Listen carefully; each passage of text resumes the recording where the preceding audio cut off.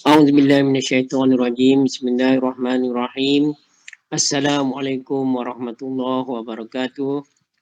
Waalaikumsalam Assalamualaikum warahmatullahi wabarakatuh. Alhamdulillahirabbil alamin wassalatu wassalamu ala asyrofil anbiya'i wal mursalin sayyidina Muhammadin wa ala alihi wa sahbihi ajma'in. Rabbi shrah li sadri wa yassirli amri wahlul 'uqdatam min lisani yafqahu qawli. Subhanaka la ilma lana illa ma 'allamtana innaka antal alimul hakim. Alhamdulillah, syukur kepada Allah SWT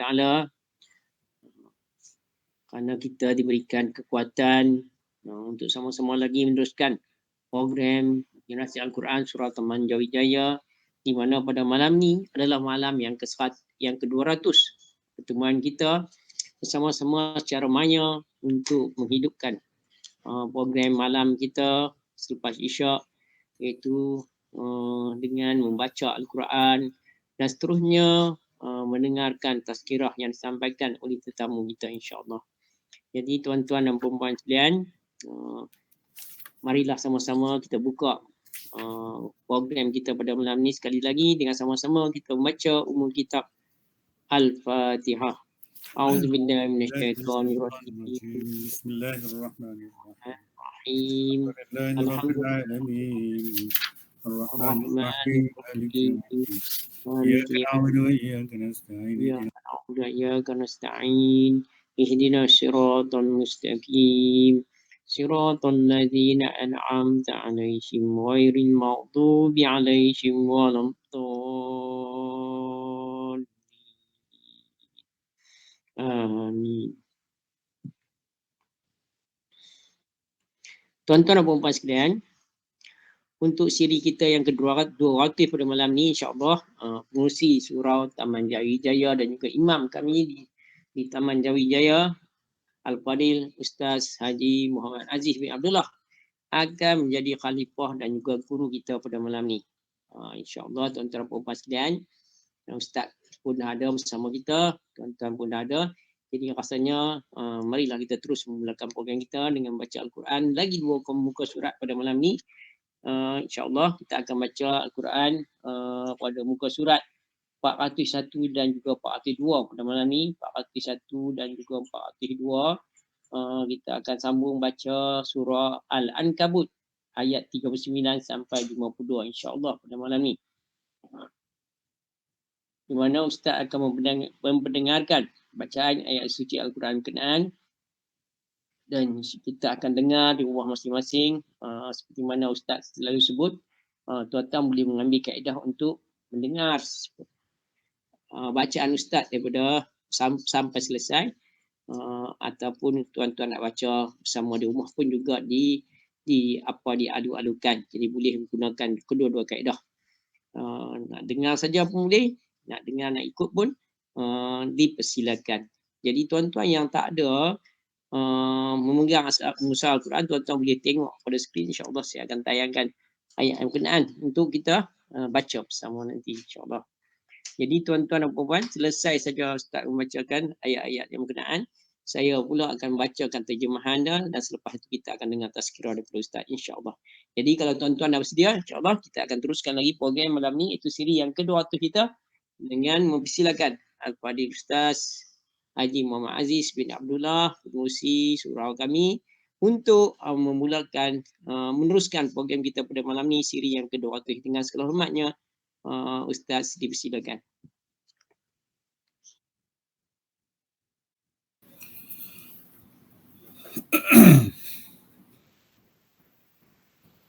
Bismillahirrahmanirrahim. Assalamualaikum warahmatullahi. Uji suara boleh Cikgu Rahim, boleh dengar? Waalaikumsalam warahmatullahi wabarakatuh. Alhamdulillah dengan baik suaranya. Alhamdulillahi Rabbil Alamin wassalatu wassalamu ala ashrafil mursalin Sayyidina Muhammadin Nabil Ummi wa ala alihi wa ashabi ajma'in. Qala rabbi shrah li sadri wa yassir li amri wahlul 'uqdatam min lisani yafqahu qawli. Rabbi zidni 'ilm. Subhanaka la 'ilma lana illa ma 'allamtana innaka antal alimul hakim. Wa la hawla wa la quwwata illa billahil aliyyil azim. Terima kasih Tuan Haji Abdul Rahim, yang saya hormati semua rakan-rakan yang ada dalam halaqah Al-Quran pada malam ini bagi meneruskan program Jil Quran ataupun program Generasi Al-Quran. InsyaAllah kita akan sama-sama membaca 2 muka surat ayat-ayat Al-Quran dalam surah Al-Ankabut mulai ayat 39 sehingga ayat 52, 39 sampai 52. A'udzu billahi minasy syaithanir rajim. Bismillahirrahmanirrahim. وقارون وفرعون وهامان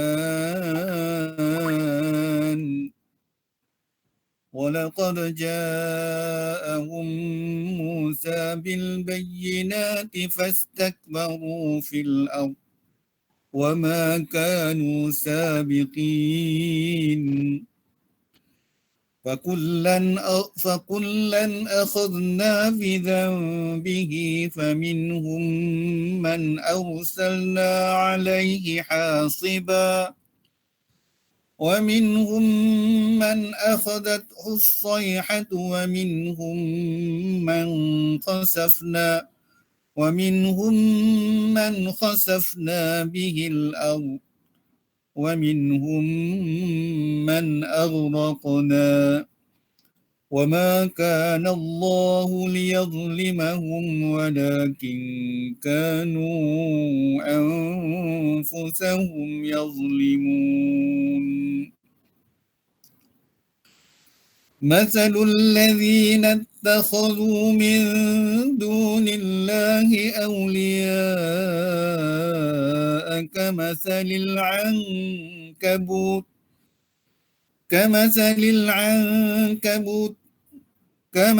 العنكبوت اتخذ بيتا وإن أوهن البيوت لبيت العنكبوت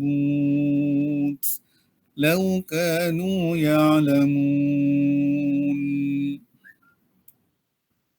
إن الله يعلم ما يدعون من دونه من شيء وهو العزيز الحكيم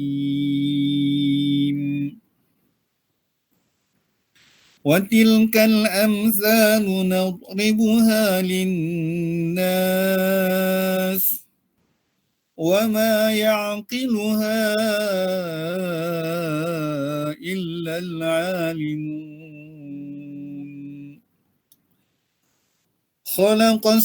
خلق الله السماوات والأرض بالحق إن في ذلك لآية للمؤمنين أتل ما أوحي إليك من الكتاب وأقم الصلاة إن الصلاة تنهى عن الفحشاء والمنكر ولذكر الله أكبر والله يعلم ما تصنعون ولا تجادلوا أهل الكتاب إلا بالتي هي أحسن إلا الذين ظلموا منهم وقولوا آمنا بالذي أنزل إلينا وقولوا آمنا بالذي أنزل إلينا وأنزل إليكم وإلهنا وإلهكم واحد ونحن له مسلمون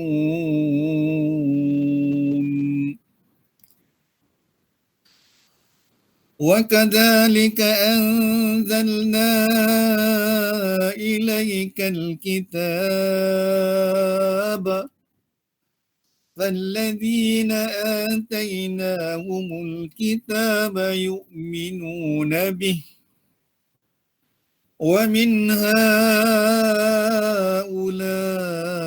من يؤمن به وما يجحد بآياتنا إلا الكافرون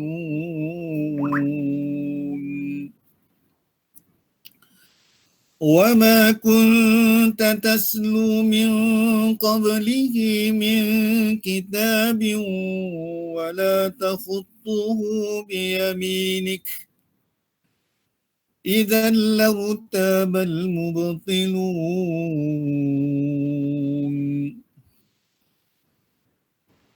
بل هو آيات بينات في صدور الذين أوتوا العلم وما يجحد بآياتنا إلا الظالمون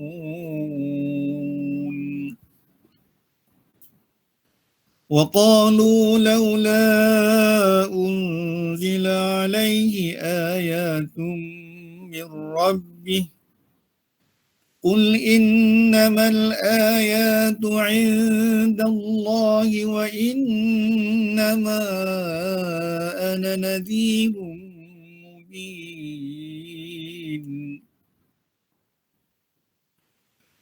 أولم يكفهم أنا أنزلنا عليك الكتاب يتلى عليهم إن في ذلك لرحمة وذكرى لقوم يؤمنون قل كفى بالله بيني وبينكم شهيدا يعلم ما في السماوات والأرض والذين آمنوا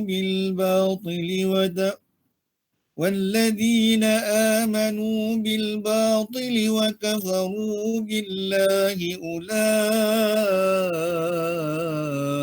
هم الخاسرون صدق الله العظيم. Sadaqallahul azim. Alhamdulillah, alhamdulillah.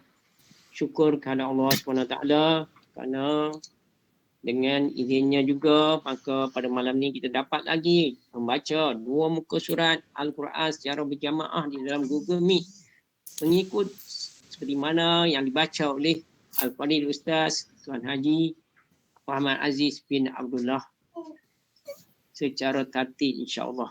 Jadi tuan-tuan dan puan-puan sekalian, kita akan meneruskan lagi program kita dengan saya akan memperdengarkan bacaan terjemahan kepada ayat-ayat yang kita baca sebentar tadi daripada surah Al-Ankabut ayat 39 sampai 52 insya-Allah. Semoga dengan memperdengarkan bacaan itu semoga kita dapat semua kita dapat memahami serba sedikit apa yang Allah firmankan di dalam ayat-ayat yang berkenaan supaya ianya menjadikan kita lebih meyakini dan menyebabkan kekuatan keimanan kita meningkat insya-Allah. Semoga kita dapat menjadi hamba Allah yang lebih baik dan dikasihi oleh Allah SWT insya-Allah. Jadi tuan-tuan dan puan-puan, terjemahan kepada ayat surah Al-Ankabut ayat 39. Auzubillahi minasyaitonirrajim. Aku mohon perlindungan dengan Allah dari syaitan yang dirjam. Dan Qarun, Firaun dan Haman. Sesungguhnya telah datang kepada mereka Nabi Musa alaihissalam dengan keterangan-keterangan yang nyata. Tetapi mereka sombong di bumi. Dan mereka orang-orang yang tidak luput daripada azab Allah. Maka mereka semua kami azab kerana dosa-dosanya. Di antara mereka ada yang kami timpakan kepadanya hujan batu kerikil. Ada yang ditimpa suara kuat yang menggemparkan. Ada yang kami benamkan terus ke dalam bumi. Dan ada pula yang kami tenggelamkan. Allah sama sekali tidak mahu menzalimi mereka, tetapi mereka yang menzalimi diri mereka sendiri. Perumpamaan orang-orang yang mengambil pelindung selain Allah adalah seperti labah-labah yang membuat rumah, dan sesungguhnya rumah yang paling lemah ialah rumah labah-labah sekiranya mereka mengetahui. Sesungguhnya Allah mengetahui apa saja yang mereka sembah selain Dia, dan Dia Maha Perkasa lagi Maha Bijaksana. Dan perumpamaan-perumpamaan ini kami buat untuk manusia, namun tidak ada yang akan memahaminya kecuali mereka yang berilmu. Allah menciptakan langit dan bumi dengan hak. Sesungguhnya demikian itu pasti terdapat tanda-tanda kebesaran Allah bagi orang-orang yang beriman. Bacalah kita Al-Quran yang telah diwahyukan kepadamu Muhammad, dan dirikanlah solat. Sesungguhnya solat itu mencegah daripada perbuatan keji dan mungkar. Dan ketahuilah, mengingati Allah, solat itu lebih besar keutamaannya daripada ibadah yang lain. Allah mengetahui apa yang kamu lakukan. Dan janganlah kamu berdebat dengan ahli kitab, melainkan dengan cara yang paling baik, kecuali dengan orang-orang yang zalim di antara mereka. Dan katakanlah, kami telah beriman dengan kitab-kitab yang diturunkan kepada kami dan diturunkan kepadamu. Tuhan kami dan Tuhan kamu adalah satu, dan hanya kepadanya kami berserah diri. Dan demikianlah kami turunkan kitab Al-Quran kepadamu. Maka orang-orang yang telah kami berikan kitab Taurat dan Injil, mereka beriman kepada Al-Quran, dan di antara mereka orang-orang kafir Mekah ada yang beriman kepadanya, dan tidaklah mengingkari ayat-ayat kami melainkan orang-orang yang kafir. Dan engkau Muhammad tidak pernah membaca sebarang kitab sebelum Al-Quran. Dan engkau tidak pernah menulis satu kitab dengan tangan kananmu.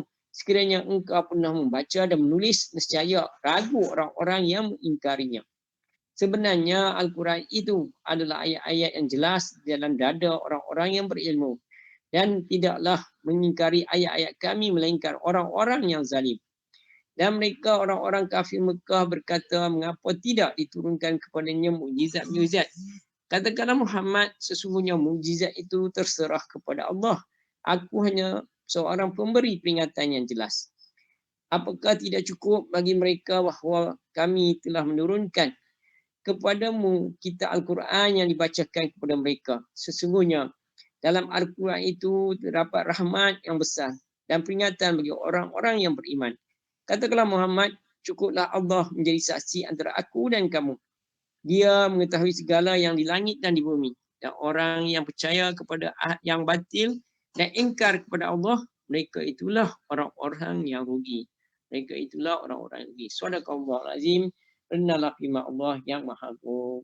Jadi, tuan-tuan, kita dah dengar terjemahan kepada ayat-ayat kita baca sebentar tadi dalam surah Al-Ankabut, di mana dalam ayat 39 sampai 52 ni juga menceritakan mengenai surah ni, iaitu Al-Ankabut tadi, cerita labah-labah dengan sarangnya yang paling perumpamaan orang yang mengambil pelindung selain Allah adalah seperti labah-labah yang membuat rumah. Dan sesungguhnya rumah yang paling lemah ialah rumah labah-labah sekiranya mereka mengetahui. Jadi begitulah kalau kita ingkar kepada Allah SWT, mencari yang selain daripada itu, maka lemah kita tanpa kita sedari bahawa kita telah mensyirikkan Allah SWT.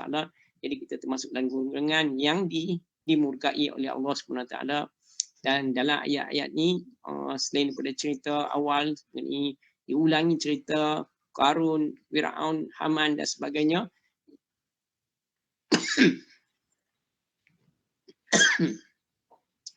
Allah banyak berfirman dalam ayat-ayat seterusnya mengenai Al-Quran yang diturunkan kepada kita melalui Jibril kepada Nabi Muhammad SAW dan seterusnya kepada umat Nabi Muhammad SAW untuk kita mengamalkannya, di mana dalam Al-Quran cerita mengenai Al-Quran dalam bagaimana Al-Quran diturunkan dan bagaimana pendirian orang-orang yang bertakwa dan juga orang-orang yang dapat kitab sebelum itu, iaitu kitab Taurat dan Injil terhadap penurunan Al-Quran.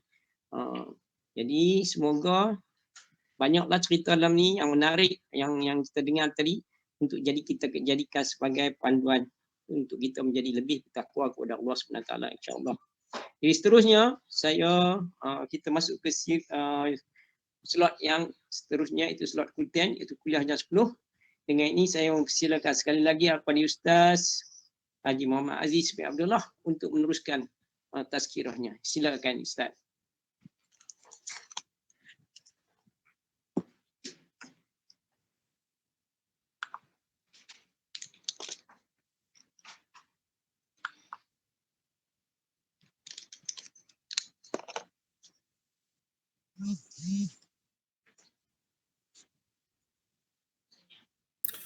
Bismillahirrahmanirrahim. Assalamualaikum warahmatullahi wabarakatuh. Waalaikumsalam warahmatullahi wabarakatuh. Alhamdulillahirabbil alamin wassalatu wassalamu ala Rasulillah wa ala alihi wa ashabi ajmain. Okay, terima kasih Tuan Haji Rahim. Sekali lagi rakan-rakan ahli halaqah yang dirahmati Allah. Alhamdulillah, kita bersyukur kepada Allah Subhanahu wa taala atas limpah kurnia dan inayahnya dan hidayahnya kita sehingga dapat bersama-sama untuk meneruskan halaqah Al-Quran pada malam ini yang disebut dah malam ke-200. Cikgu Rahim nak? Malam 200, makna kita dah baca 200 helai. Kalau 200 helai ni sama dengan 20 juzuk Al-Quran. Kerana Al-Quran satu juzuk sama juga dengan 10 helai. Jadi kalau 200 helai, makna kita dah baca 20 juzuk. Dan tinggal 10 juzuk lagi. Makna kita ada lebih kurang dalam 100 hari lagi lah. Kalau ikut dalam perkiraan 100 hari. Ataupun 101 hari, 102 hari macam itulah. Apabila ada macam surah Al-Baqarah, dia bilangan dia lebih. Dia bukan 10 helai, dia 11 helai. Begitu dengan surah juzuk Amma, dia lebih. Dia ada 12 helai. Dan maksudnya dia bukan tepat kita baca 10 helai, tapi yang juzuk-juzuk yang lain, mulai surah juzuk Sayaqul sampai juzuk Tabarakallazi, semuanya 10 muka surat. 10 helai, nak 20 muka surat. Itu saja Al-Quran. Mana kalau kita nak regular, nak baca dengan sempurna, nak baca dengan ikut bagi supaya dia susunan dia elok, kita baca sehari 10 helai ataupun sehari 20 helai, maka habis satu juzuk. Kalau kita baca 10 helai dapat setengah juzuk, mana 2 bulan sekali kita khatam. Kalau baca 20 helai, mana sehari 2 juzuk, 15 hari sekali kita khatam. Itu ikut terserah kepada kita lah. Macam Cikgu Rahim, ada Tuan Haji Yaakob, mereka duduk depan Quran saja baca banyak juzuk pun tak apa. Saya ni buah sikit, rata pi. Jarang duduk di rumah. Jadi dia duduk merantau rata. Jadi adalah ruang-ruang yang kadang-kadang peluang saya tak dapat bersama-sama dengan sahabat-sahabat dan tak banyak kita boleh menumpukan kepada Al-Quran. Baik tuan-tuan sahabat rahmati Allah sekalian, saya rasa Tuan Haji Rahim dah baca dah habis dah apa yang kita baca malam ni.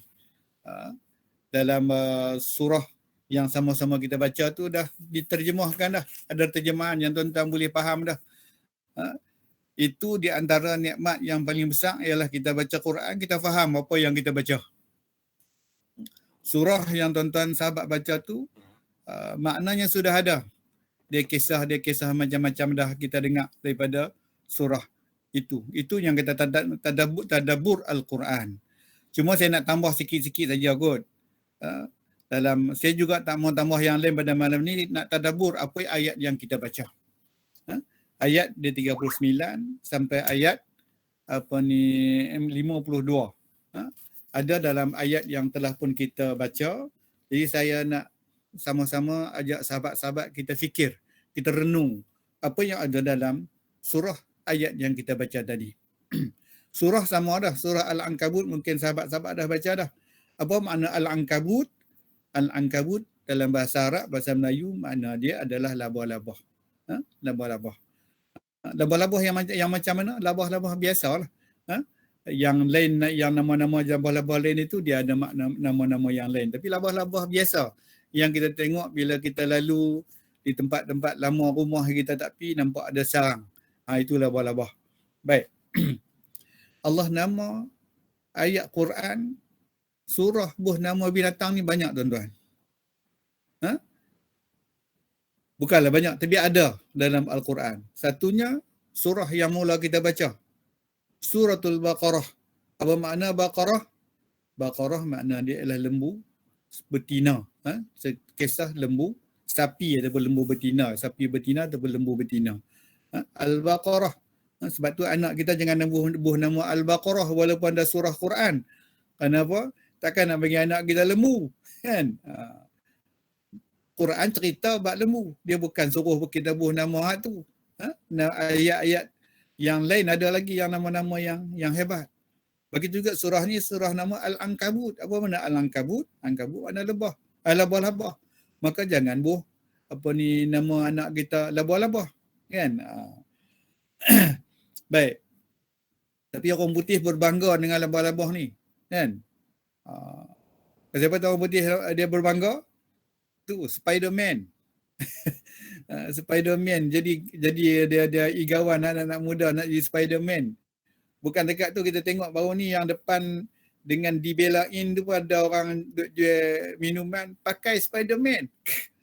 Kita rasa tak panas ke pakai macam tu.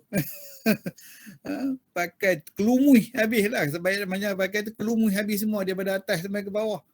Kalau kita pakai rasanya tengah jam peluh habis sampai ke ketin. Baik. Itu surah yang nama yang kita baca ialah surah Al-Ankabut.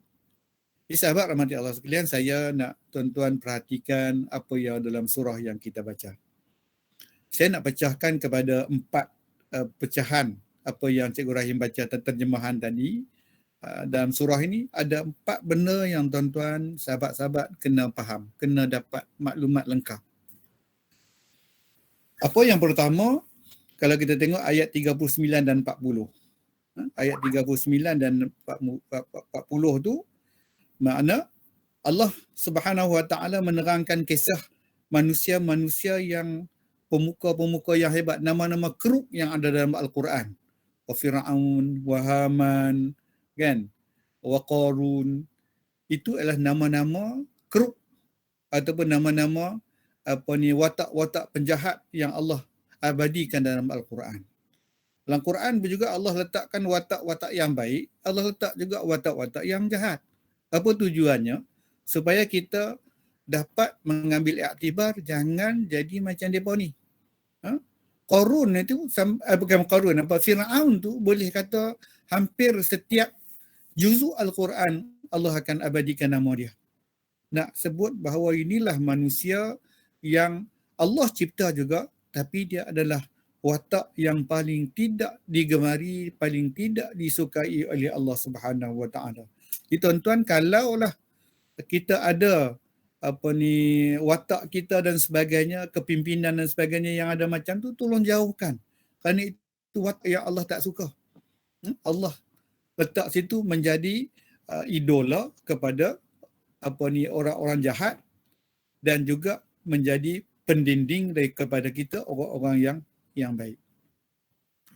Begitu juga dengan Qarun, Haman, dan sebelum tu kisah kaum Nabi Lut, sebelum tu kisah kaum Nabi Saleh dan sebagainya.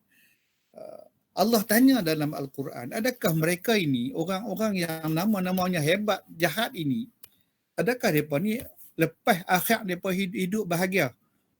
Macam dikata disebut tanya Al-Quran, laha sabiqun, adakah depa ini mendahului ataupun menjuarai, duduk di depan kita? Tak.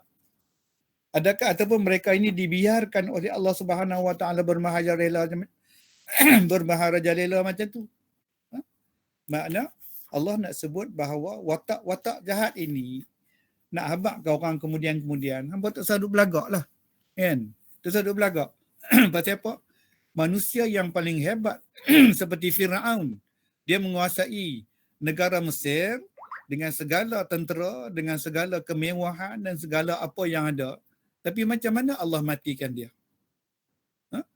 Macam mana Allah tamatkan riwayat hidup dia? Adakah dia dijulang oleh orang manusia ataupun dia macam mana? Maka Allah gambarkan dia mati dalam keadaan yang sangat hina, iaitu ligan Nabi Musa. Kita kata ligan, faham kot no semua? Ha? Puan Salbiah boleh faham kot kata ligan? Ha? Faham Ustaz. Mana orang dia ligan Nabi Musa dan akhirnya mati di tengah laut. Ha? Dengan tidak ada sebarang kemuliaan yang diberikan kepada dia. Ha? Mati. Dan bukan dia saja, dengan segala tentera dia, dengan orang yang menjadi kebanggaan dia sama ni pun mati juga. Siapa lagi? Haman. Haman itu adalah pembesar dia, orang yang sentiasa membetulkan dia walaupun benar salah. Itu nak peringat kepada manusia zaman kemudian, ke zaman kita, nak jadi pemimpin ke, nak jadi raja ke, nak jadi siapa ke, jangan jadi macam tu. Jangan jadi Pak Turut. Ha? Kerana Pak Turut itu, dia punya akibat dia adalah lebih teruk daripada orang yang di depan. Kerana dia kelisi Allah Subhanahu Wa Taala, orang ini adalah orang yang bermuka-muka. Bila bermuka-muka, Allah tak nilai langsung segala amalan-amalan dia. Ha? Dan dia mati bersama dengan Firaun. Begitu juga Qarun. Qarun yang kita tengok di ujung tu, Qarun tuan-tuan adalah dia sebahagian daripada pengikut Nabi Musa asalnya. Dia cuma dia jadi kaya. Bila dia kaya, dia jadi bongkak. Manusia antara yang kita paling takut ni ialah yang pertama, mungkin kita boleh diuji dengan kemiskinan.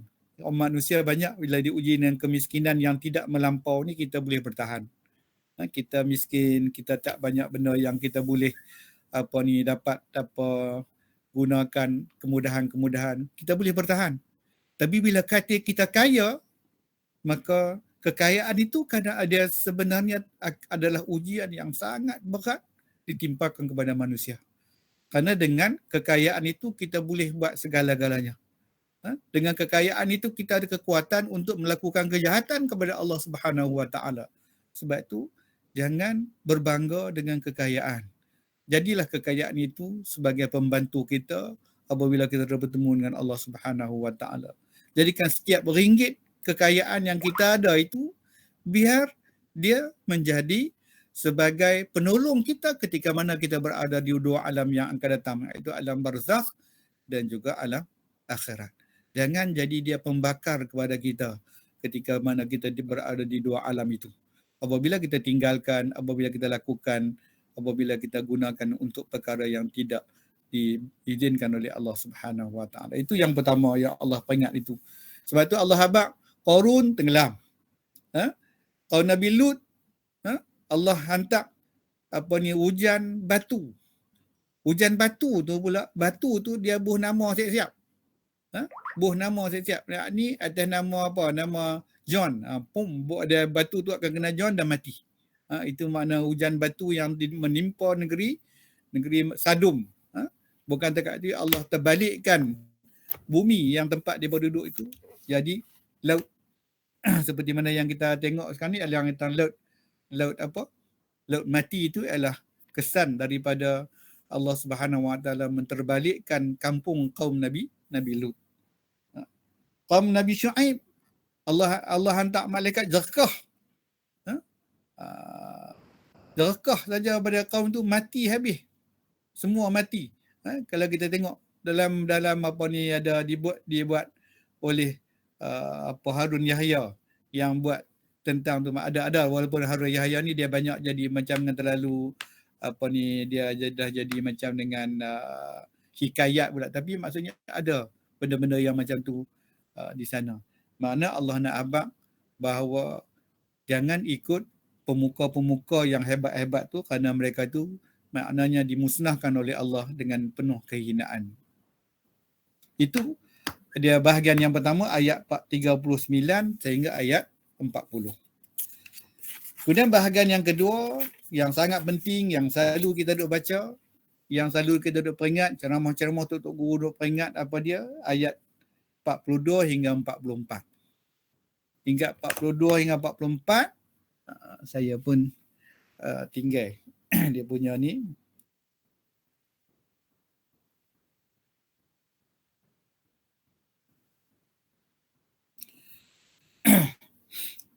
Ayat 42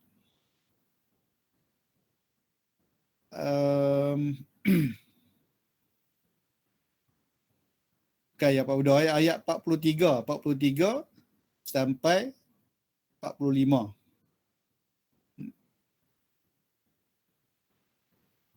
45 tu ayat 45. Bahagian kedua tu ayat 45. Saya terlanggar ni. Maksud yang bahagian dua ialah ayat 42 sampai 44. Ayat 42 sampai ayat 44. Iaitu perumpamaan yang Encik Ibrahim disebut tu, inna auhanal buyuti labaitul ankabut, inna auhanal buyut labaitul ankabut. Allah bagi perumpamaan, dia kata orang tanya kalau rumah siapa yang paling teruk, rumah siapa yang paling lemah, bukan buruk sini, bukan rumah tak buruk, rumah baru. Labah-labah bukan buat rumah buruk, rumah baru. Tapi rumah yang paling dhaif dari segi ketahanan dia. Kita lalu pun putih habis. Pasal apa dia buat rumah macam tu? Itu Allah nak jadikan bahawa kalau hampa nak tahu rumah yang paling lemah ni ialah rumah ada labah-labah. Sentuh sikit rosak. Apa ketujuan Allah nak sebut tu? Adakah Allah nak abad macam tu? Abad macam tu kita pun tahu, pipil bertuh dia pun mati. Dia pun rosak kerana rumah tu tak ada nilai. Buh tali pun tali lemut. Walaupun orang putih berjaya meyakinkan kepala otak kita mengatakan bahawa benang labah-labah tu kuat, boleh terbang, boleh tarik kapal terbang, boleh tarik kereta api bohong tu. Itu cerita. Dia nak pembohong kita, bagi kita seronok tengok. Kita pun balik tengok sampai habis, sampai tengah malam. Tapi nak abang bahawa itulah Allah nak sebut perumpamaan. Sebab tu Allah sebut itu, wa ma yaqiluha illal alimun. Benda ni tidak akan boleh ada maknanya kecuali bagi orang yang ada ilmu. Maksudnya kita nak abang, tuan-tuan buatlah pertahanan dekat mana. Tapi di sisi Allah Subhanahu Wa Taala kamu masih sangat lemah. Tak ada nilai pun. Kamu ada rumah batu, rumah penjaga pagar kita tu, jaga tu bubuh pagar elektrik, ada lagi ramai 100 orang pengawal jaga kita. Nampak macam kemas lah. Tapi kalau Allah nak ambil nyawa kita, tak ada siapa boleh tahan. Boleh tak? Mereka tu semua tu boleh tahan tak? Siapa kita nak ada Allah nak ambil nyawa kita? Duduklah tak mana pun. Buh pagar besi ke, bubuh dalam pagar segala pagar 4-5 lapis pun tak ada nilainya. Kerana bagi Allah Subhanahu Wa Taala benda tu hanyalah benda yang sangat lemah. Manusia punya ketahanan, kita punya persediaan, kita punya penghalang nak lawan Allah tu tak akan mampu. Itu nak bagi contoh kat kita bahawa itulah contoh ketahanan yang paling lemah. Macam rumah labah-labah ni, kita rumah burung tempua, kau kena hujan tak basah. Tapi rumah labah-labah ni, hujan pun kena, panas pun kena, kan? Tak ada apa. Tapi nak sebut, Allah nak sebut yang Allah nak sebut, yang tu dia berkata kalau tengok ayat 42 sampai 44 itu, Allah sebut adalah untuk kita buat perbandingan. Tuan-tuan jangan rasa bangga kita ada rumah besar. Jangan rasa hina orang-orang yang ada rumah kecil. Kerana rumah kecil tak mana pun, rumah besar tak mana pun, bila sampai idza jaa ajaluhum la yastakhiruna sa'atan wa la yastaqdimun. Tak ada 1 minit pun Allah akan kurangkan masa dia, tak lebih. Oh tak, saya rumah pagar, saya 3 lapis. Mana malaikat pun nak kopak rumah apa semua tu lambat. 5 hari baru boleh ambil nyawa. Tak ada. Masa yang sama. Nak sebut bahawa itulah perbandingan yang Allah sebut. Kemudian yang seterusnya bahagian yang ketiga, ayat yang yang kita popular tu ialah ayat 45. Ayat inna salata tanha anil fahsya'i wal munkar. Sesungguhnya sembahyang itu mampu mencegah kita daripada fahsyak dan munkar. Fahsyak ni apa dia? Fahsyak ni ialah perbuatan-perbuatan yang keji. Keji seperti mana berzina, buat perkara-perkara lucah dan sebagainya. Itu kata al-fahsyak. Al-munkar ialah perkara-perkara munkar, perkara-perkara yang seperti mana kita mencuri sebagainya, dia pukul orang dan sebagainya, mana perkara-perkara yang keingkaran yang kita buat, langgar perintah Allah apa semua itu ialah al-munkar. Apa tu, walaupun banyakkan ulama kata fahsyak dan munkar inilah kejahatan-kejahatan lah. Sembahyang mampu cegah. Tapi tuan-tuan rasa hari ni lepas kita sembahyang ni balik kita rasa kita boleh cegah munkar tak? Lepas tu tak mau tengok, tak mau bercakap, tak mau buat benda-benda yang jahat dah tak? Tak. Belum tentu. Semalam masa saya ada satu kuliah di masjid. Masa tu masjid. Saya habaq bahawa manusia ni rupanya, tuan-tuan, kematian itu, hari mati tu, rupanya kita baru akan tahu sama ada kita ni lulus periksa atas dunia atau tak lulus. Kalau orang periksa SPM, masa dia nak terima keputusan tu dia berdebat. Boleh lulus ke gagal apa semua. Itu selepas dia periksa. Kita pula atas dunia Allah bagi ujian-ujian, baca sunnah sembahyang dan sebagainya. Macam mana, masa mana kita nak tahu kita lulus atau tak lulus? Atas dunia kita tak tahu. Tuan-tuan doa, tuan-tuan sembahyang lah siang malam pun orang tak tahu. Tuan-tuan tahu tak Allah terima tak terima? Lulus tak lulus kita punya amalan kita. Tak tahu. Nak tahu masa mana? Lulus tak lulus itu bila tutup mata kita, bila kita dipanggil oleh Allah Subhanahu Wa Taala, bila kita berpisah daripada dunia, masuk saja alam barzah. Allah nak bagi sijil hang. Lulus atau tak lulus masa tu. Masa tu boleh baiki lagi tak? Tak boleh dah. Tak boleh nak baiki apa dah. Ni bahasa Melayu gagal, sains gagal, semua tak boleh baiki dah. Pasal apa?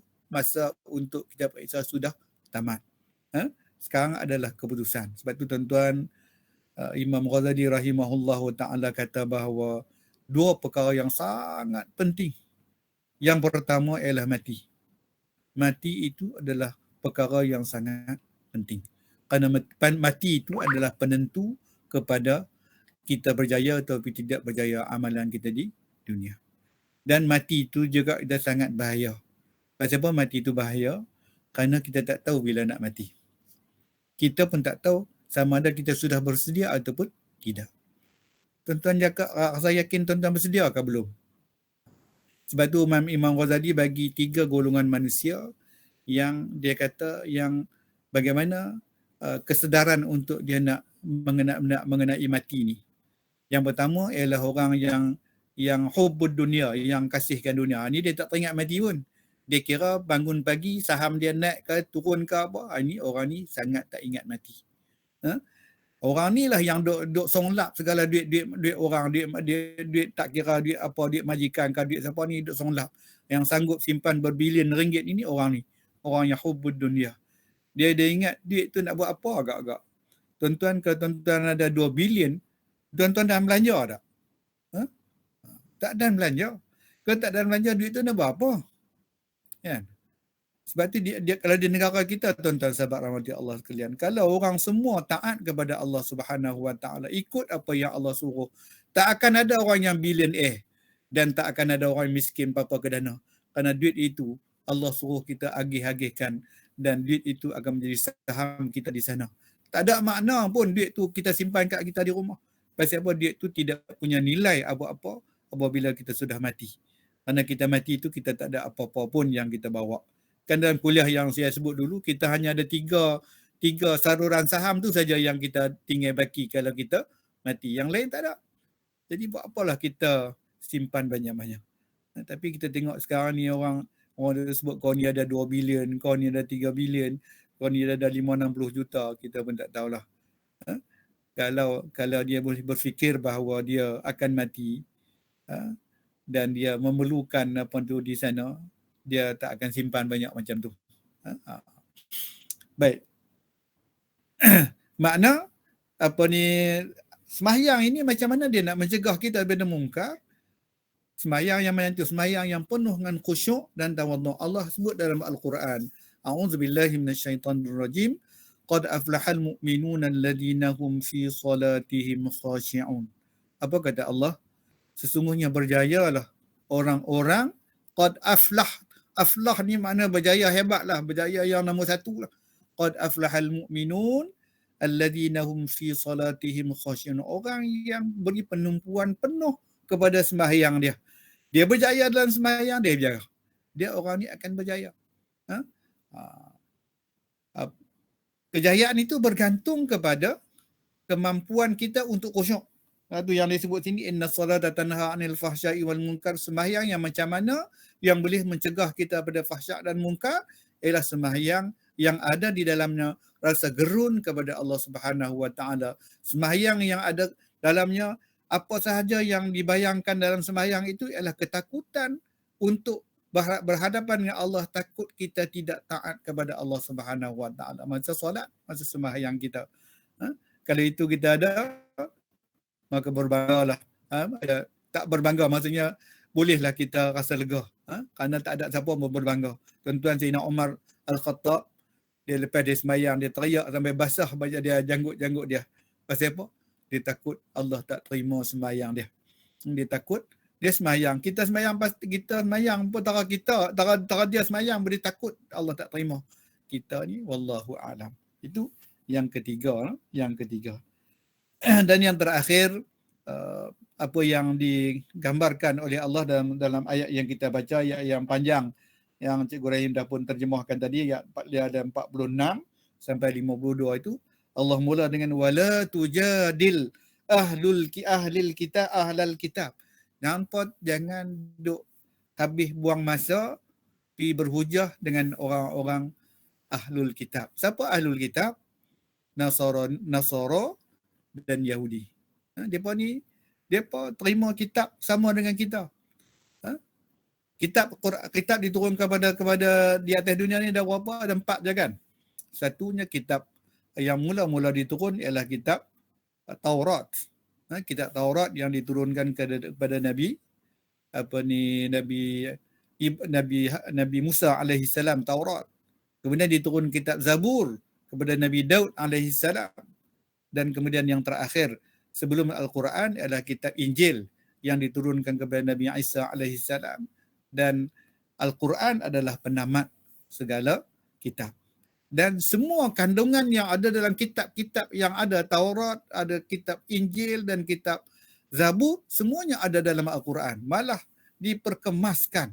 Sebab itu tidak boleh sama sekali kita berdalilkan kitab-kitab yang lain untuk nak argue kepada Al-Quran. Tak boleh. Kalau orang Yahudi kata ni, kitab Taurat kata ni, kitab hampa dah tak boleh pakai lah.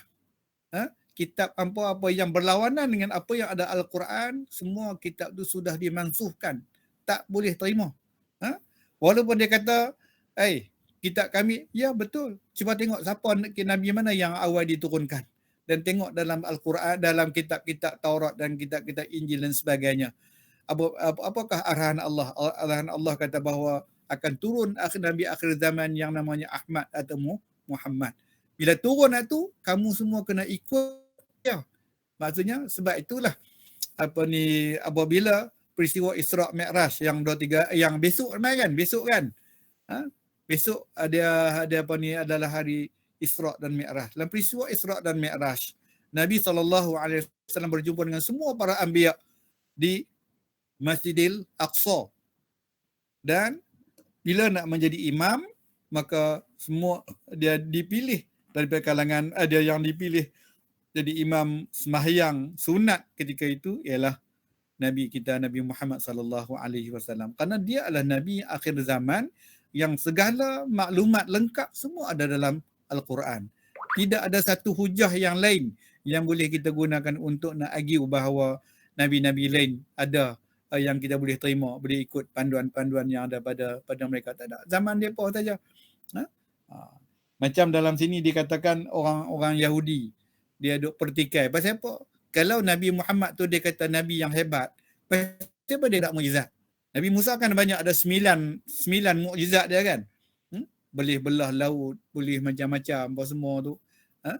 Katok dia ambil dia tongkat, katok batu keluar 12 mata air. Katok laut pecah 2 laut. Jadi apa ni terbuka luas laut. Itu mukjizat yang diberi kepada Nabi Musa. Mukjizat yang Allah beri kepada Nabi Isa alaihissalam, buat patung, buat apa ni tanah, kumpul-kumpul buat burung. Dia tiupkan dia burung tu boleh terbang jadi burung betul. Ada orang mati, dia boleh menghidupkan mati biiznillah, dengan izin Allah. Apa mukjizat yang beri kepada Nabi Muhammad? Tak ada, dia kata. Tak nampak. Sedangkan bahawa mukjizat yang terbesar yang diturunkan oleh Allah kepada manusia adalah Al-Quran. Al-Quran itu adalah mukjizat yang paling besar dan tidak ada mukjizat lain yang mampu menandingi Al-Quran.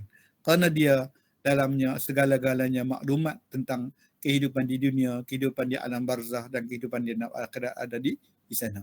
Sebab itu dia kata, hampa tak usah bincanglah dengan orang Yahudi dengan Nasara ni. Kerana orang Yahudi dan Nasara, Allah bayangkan dalam Al-Quran terlalu banyak Allah ceritakan tentang kaum Bani Israel yang dalam Al-Quran. Dia pun ni bukan dekat manusia, Allah pun dia pahlawan. Kan? Kalau tengok Allah pun dia pahlawan. Ketika mana Allah bagi kepada Nabi Musa alaihissalam suruh panggil 40 orang ikut dia di hadapan Allah. Bila ikut itu, mereka minta macam-macam ke Allah. Lalu Allah sambarkan mereka dengan petir. Mati habis semua. Jadi Nabi Musa alaihissalam kata, kalaulah semua mereka mati, kalau semua mereka mati, siapa nak jadi nak habaq bahawa saya memang berhadapan, dia berjumpa dengan Allah. Jadi Allah hidupkan balik mereka ni. Allah kata, kalau mereka buat lagi derhaka kepada Allah, Allah akan masukkan dia azab yang paling teruk. Pun tak juga. Bila dia hidup balik pun dia perangai macam tu juga.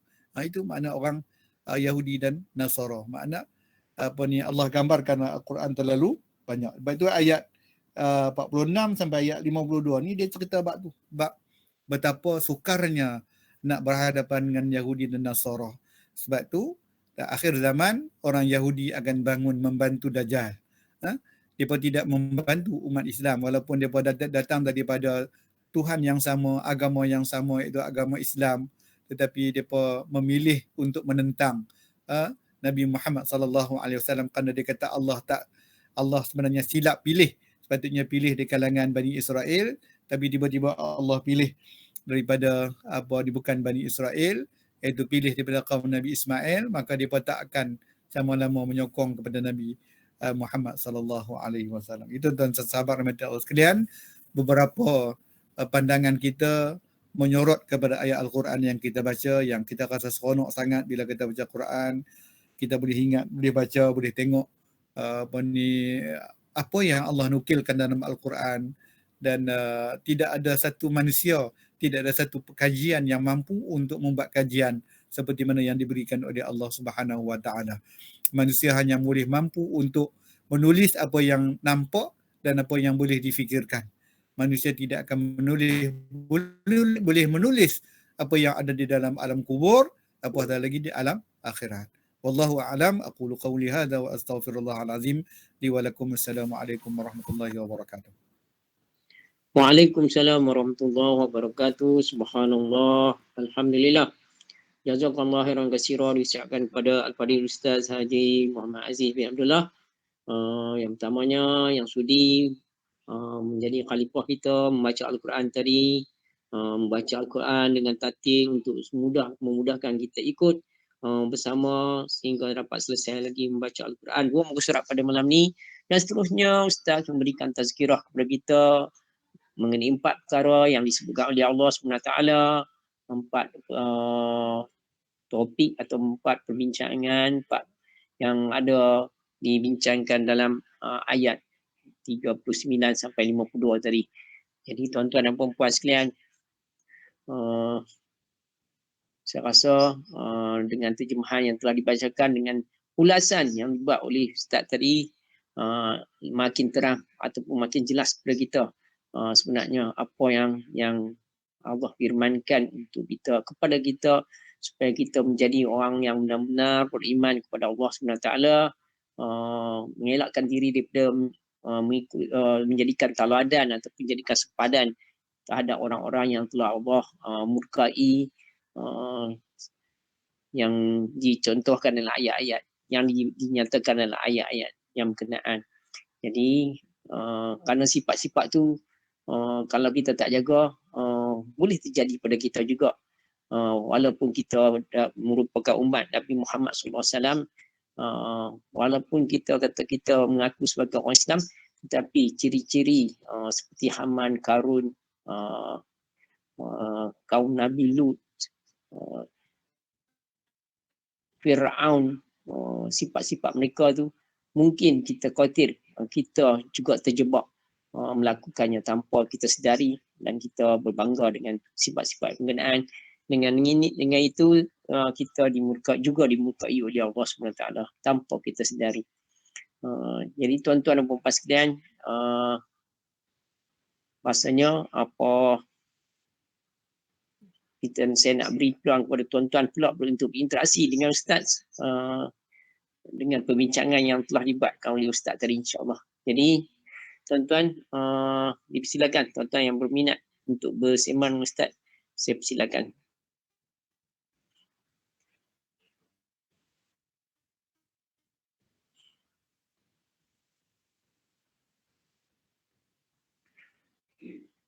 Mungkin Puan Rosimah Muhammad, Simah lama dah tak berinteraksi, jadi mungkin berminat untuk bersembang dengan Ustaz, untuk bertanyakan kepada Ustaz. Puan Rosimah Muhammad, dipersilakan jika nak berinteraksi dengan Ustaz.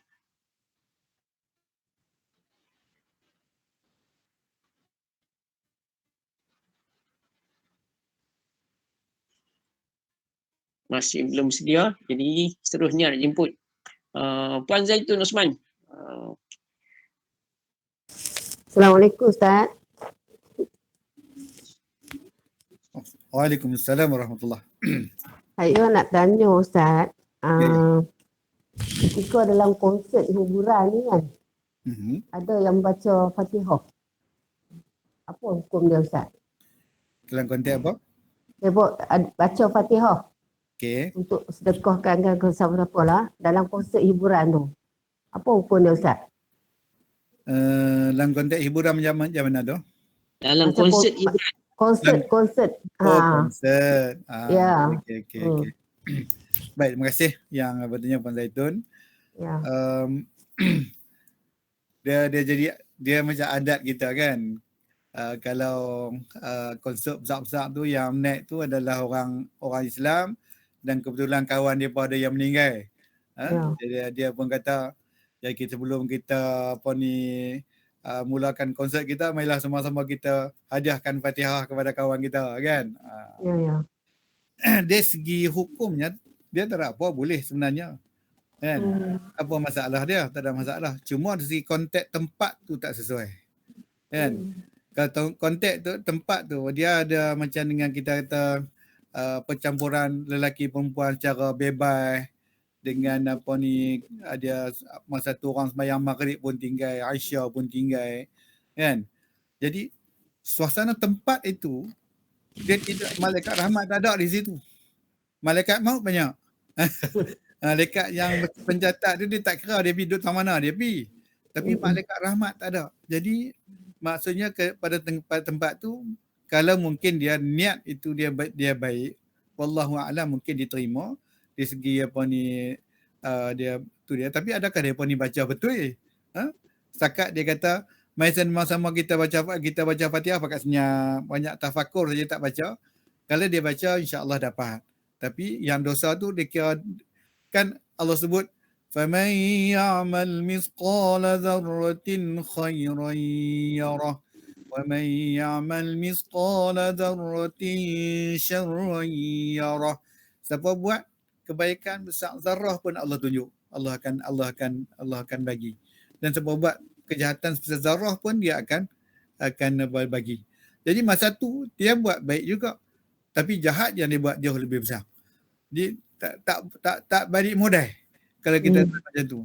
Tapi kita bersangka baiklah. Mudah-mudahan kita kata mereka buat tu benda yang ada kurang-kurangnya ada lah. Tapi dari segi konteks tempat itu kita tengok macam tu lah. Macam kawan bagi salam orang Lantandai. Bagi salam tu bagus. Tapi salam Lantandai tu hukumnya makruh. Apanya makruh? Makruh makna dia menghilangkan semua pahala dia. Jadi tak ada apalah. Tapi dia balik kosong jugalah. Pasal apa? Pasal benda tu dia bagi di tempat yang tak sesuai. Tapi kita harap kita tolong doakan orang-orang dia pemain hiburan sekarang nampak ramai yang dah kembali ikut jalan Allah pakai pakaian yang menutup aurat. Kita doakan semua jadi macam tu, kan? Walaupun ada sikit-sikit benda yang ada tak elok.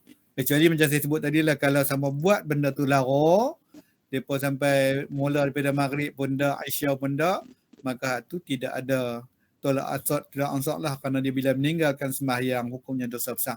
Tak guna dosa kecil, dia pahala-pahala kecil tak akan mampu menampung segala kesalahan dosa besar yang dia buat.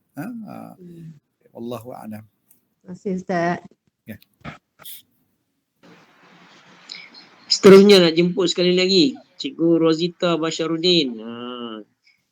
Ustaz, jadi nak minta mungkin Cikgu Rozita Basharuddin ada sesuatu untuk berinteraksi dengan Ustaz. Tanyakan Ustaz, silakan Cikgu Rozita.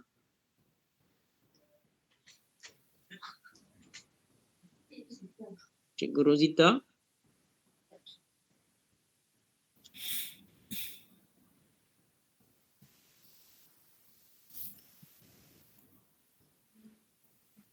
Ada nak ditanyakan kepada Ustaz?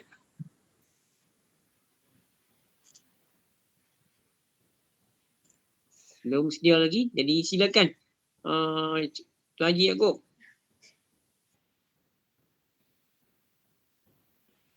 Terima kasih Tuan Haji Rahim telah membuat penafsiran ayat-ayat ni yang terbaca oleh Ustaz tadi. Assalamualaikum Ustaz. Allah. Tadi duk minum teh sekali tu. Ya, sila. Dalam kuliah tadi Ustaz ada menyebut tentang solat. Jadi solat tu mencegah dari kemungkaran. Jadi dalam usaha kita untuk berjaya atau tidak tu Allahu a'lam, kita tak tahu kan. Jadi tentang berjayanya kita mestilah perlu khusyuk dalam ibadat tersebut. Jadi dalam masalah ni kita macam mana kita nak mengetahui tentang solat kita diterima oleh Allah SWT. Itu saja soalan saya. Soalan tu mudah dari Yaakob. Nak jawab payah. Pasal nak jawab macam mana Allah nak terima atau tak terima tu satu benda yang paling sukar lah kita nak jawab. Tapi yang pertamanya kita ambil zahir tu Haji. Kita amalan fiqh, amalan puasa, amalan haji dan semua amalan ibadah yang wajib kat kita ni dia nama dia syariat.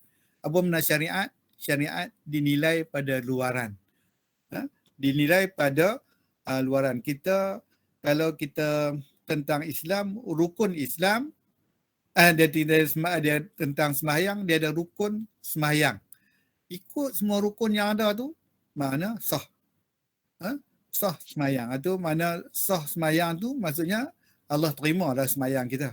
Cuma yang saya nak sebut tadi tu Tuan Haji ialah tentang kalau macam kita masuk periksa, semua bakat masuk periksa. Yang ada dapat macam mana? Kan? Tuan-tuan, kalau kita periksa dapat 50 markah je dekat lulus je, nak minta kerja pun orang tak bagi, nak masuk universiti pun tak boleh. Kan? Yang Allah sebut tentang qad aflahal mu'minun itu ialah kita nak dapat markah tinggi. Macam mana kita nak dapat markah tinggi dan akhirnya kita disayangi oleh Allah Subhanahu Wa Taala, dan dengan itu Allah menjauhkan kita daripada melakukan perkara mungkar. Itu yang penting. Allah sayang kat kita. Kita buat ibadah ni Allah sayang. Pasal apa? Penumpuan hati kita penuh kepada Allah Subhanahu Wa Taala, tidak diganggu oleh luaran. Kalaulah kita jadi ketua pun, jadi raja, rakyat mai menghadap kita, dia cakap dengan kita, tapi kita boleh nampak lah, kalau macam Allah boleh nampak, satgi dia ni fikir apa ni, satgi lepas ni janji dengan kawan nak makan apa semua, hang ni sembang aku kan, sembang dengan siapa kan? Sebab tu Allah menilai kepada innallaha la yanzuru ila suwarikum wa ajsamikum walakinnallaha yanzuru ila qulubikum. Allah tidak melihat pada rupa paras kita, ada yang zahir kita, tapi Allah lihat pada hati kita. Hati itu yang akan menentukan ganjaran pahala tinggi atau tidak. Segi sah, ikut semua syariat yang Allah bagi itu sah. Sebab tu rukun Islam dibina, untuk rukun ibadah dibina atas 3. Kan? Dan dia kena ada ketauhidan kita kepada Allah. Masa tu tauhid kita kekal, kita tak kufur. Yang kedua, kita di segi perbuatan kita betul. Yang ketiga, hati kita bersama. Maka masa tu barulah ada kekuatan dia punya, Allah terima ibadah gitu berdasarkan 3 tu lah.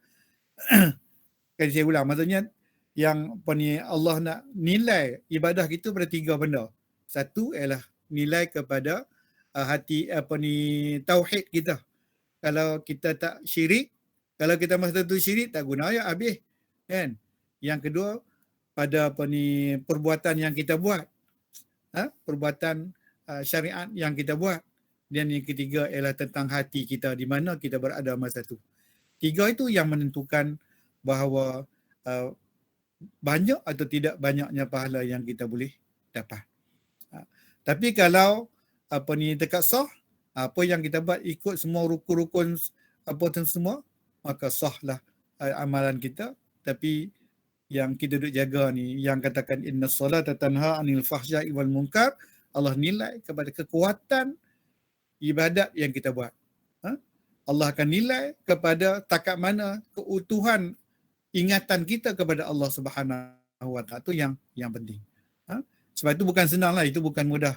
Itu hanya bagi orang yang kena berfikir dan kena bermujahadah banyak. Masa main semayang, hang tak sudah fikir, hang tak sudah masuk apa, dia buang habis semua apa yang ada di yang nak ganggu pemikiran dia. Itu saja yang boleh kita buat. Seperti mana solat Nabi kita Muhammad sallallahu alaihi wasallam, semayang. Satu ketika Sayyidah Aisyah masuk ke bilik dia, panggil dia tak kenal. Pasal apa? Masa tu hati dia tengah khusyuk kepada Allah Subhanahu Wa Taala, sampai dia bagi dia dunia dengan akhirat itu, dunia dengan amal ibadah dia sudah terpisah. Itu sampai peringkat zuhud lah. Kan? Itu wallahu a'lam. Boleh je no? Boleh sembang lagi lepas ni. Terima kasih Ustaz, terima kasih. Seterusnya saya nak silakan Puan Hajar Salbiah kita. Tadi Ustaz ada sebut nama. Terima kasih Tuan Haji Rahim. Assalamualaikum Ustaz. Alhamdulillah. Ustaz tadi ada Ustaz sebut tentang fahsyak dan munkar. Jadi boleh Ustaz jelaskan secara ringkas perbezaan antara fahsyak dan munkar tu? Adakah fahsyak tu dosa-dosa besar, munkar tu dosa-dosa yang biasa-biasa aja? Minta pencerahan. Terima kasih Ustaz. Baik, terima kasih Puan Salbiah. Saya sebut tadi bahawa Allah sebut banyak dalam Quran sebut kata anil fahsya'i wal munkar. Fahsyak satu, al munkar satu. Apa pasal Allah sebut dua? Kalau tak ada beza takkan Allah nak sebut dua kan?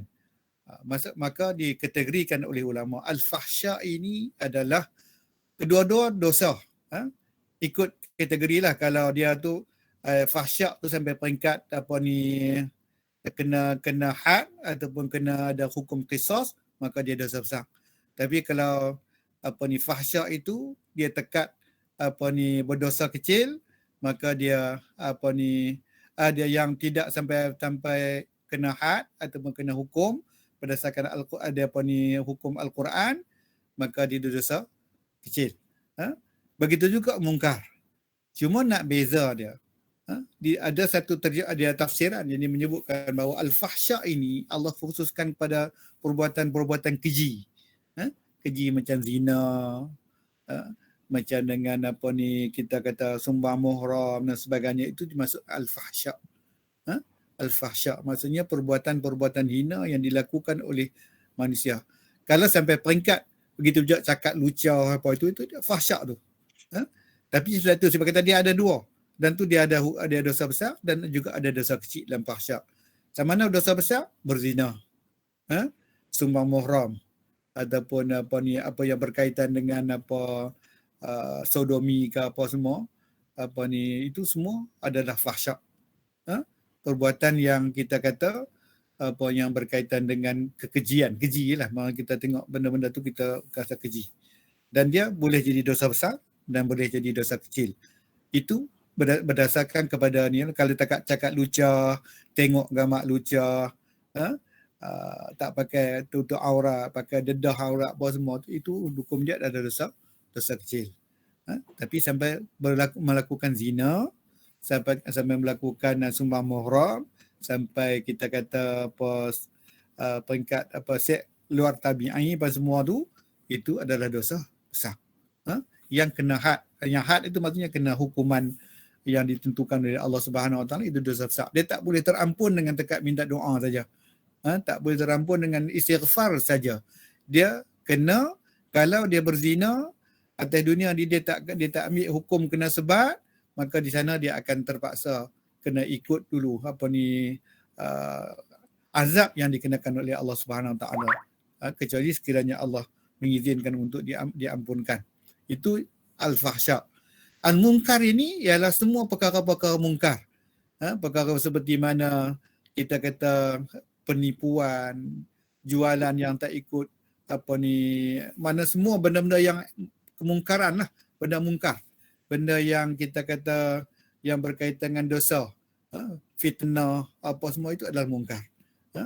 Cuma perbezaan dia seperti yang disebut oleh kalau tak silap saya, yang dibahagikan oleh apa nama tu, Ihya Ulumuddin tu, Imam Al-Ghazali rahimahullah ta'ala, dia sebut macam tu. Maksudnya ada dua bahagian. Kalau dia sembah berhal syirik apa semua tu, itu adalah bawah kita katakan mungkar. Mungkar mana engkar lah, maksudnya perintah Allah suruh dia lawan. Itu maksudnya kemungkaran. Mana semua pun jika dari bawah mungkar ni pun ada dosa besar dan ada dosa kecil. Dosa besar macam mana? Apabila dia syirik kepada Allah, maka dia dosa besar. Tapi takat dia duk sembang saja apa semua tu, kalau tak sampai jatuh kepada murtad ataupun tak jatuh pada syirik, maka itu dosa kecil. Makna dia kedua-dua ni boleh sampai kepada dosa besar dan boleh sampai kepada dosa kecil. Boleh Puan Talbiah? Boleh Ustaz. Terima kasih atas pencerahan. Okay. Alhamdulillah tuan-tuan dan puan-puan sekalian, kita ucapkan terima kasih kepada yang berinteraksi dengan Ustaz sebentar tadi, dan terima kasih kepada Ustaz yang menjawab soalan-soalan yang diberikan dengan baik dan jelas kepada kita semua. Jadi insya-Allah tuan-tuan dan puan-puan, saya suka umumkan mengenai tetamu kita pada malam esok, iaitu tidak Ustaz Al-Fadhil Ustaz Muhammad Zubair bin Din. Ustaz Muhammad Zubair bin Din ini juga merupakan guru Kementerian Pendidikan Malaysia yang berkhidmat di sekolah mana saya lupa. Jadi masih berkhidmat di sekolah, masih lagi bertugas. Bukan seperti Ustaz Ahmad Aziz dah pencen, macam saya dah pencen lah. Ustaz yang masih lagi berkhidmat. Jadi insya-Allah akan bersama kita pada malam esok. Jadi tuan-tuan, sebagai penutup malam ni, macam biasa kita nak minta Ustaz bacakan doa untuk kita aminkan bersama. Silakan Ustaz. Al-Fatihah. A'udzubillahi minasyaitonirrajim. Bismillahirrahmanirrahim. Alhamdulillahirabbil alamin. الرحمن الرحيم مالك يوم الدين إياك نعبد وإياك نستعين اهدنا الصراط المستقيم صراط الذين أنعمت عليهم غير المغضوب عليهم ولا الضالين آمين. بسم الله الرحمن الرحيم الحمد لله رب العالمين حمدا حامدين حمدا شاكرين حمدا يوافي نعمه ومجيده يا ربنا لك الحمد كما ينبغي لجلال وجهك وعظيم سلطانك. اللهم صل على سيدنا محمد طب القلوب ودوائها وصحة الأبدان وشفائها ونور الأبصار وضيائها وعلى آله وصحبه وبارك وسلم. اللهم إنا نسألك لسانا رطبا بذكرك وقلبا مفعما بشكرك وبدنا حينا لينا بطاعتك.